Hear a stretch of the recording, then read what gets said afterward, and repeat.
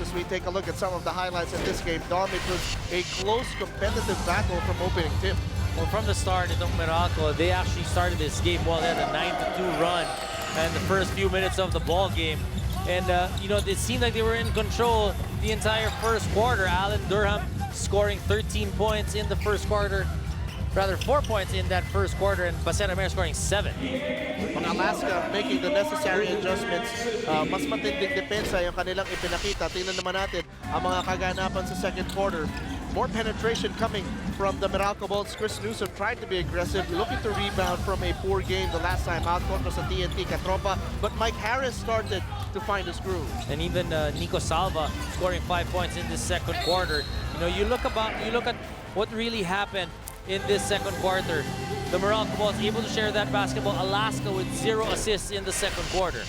Pagdating naman ng third quarter, you can see Simon and Cesar Chris Banchero, two terrific guards, tag teaming.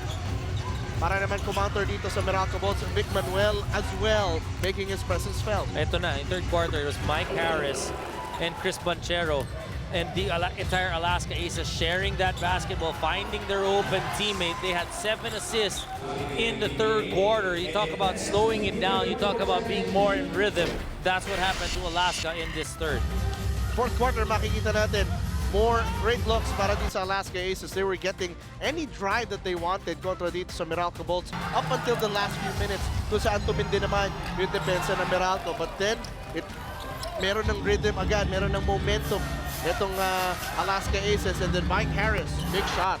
They dictated the physicality in the third and the fourth quarter, and they were able to force Meralco into more turnovers in that fourth quarter, scoring 9 points off the turnovers, and that 3-point shot was the dagger from Mike Harris, being very aware of what was happening in the ball game. We talked about Meralco not making shots from the outside, 3 out of 14 from the three-point area. Alaska shooting 7 out of 22. Look at the second chance points, you look at the bench points, and you look at the points off turnovers.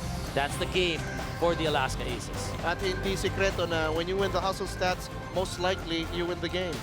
And Alaska, they're a master of that because they know that how their team is built, they need to be able to play defense first, force turnovers, and get easy shots on the fast break. As we take a look at the leading scorers of the game, Alan Durham with 21, Bacena Mer follows with 13, Chris Newsom with 12, Rani Del Capo with 8, but not enough to counter Mike Harris and company taking the victory.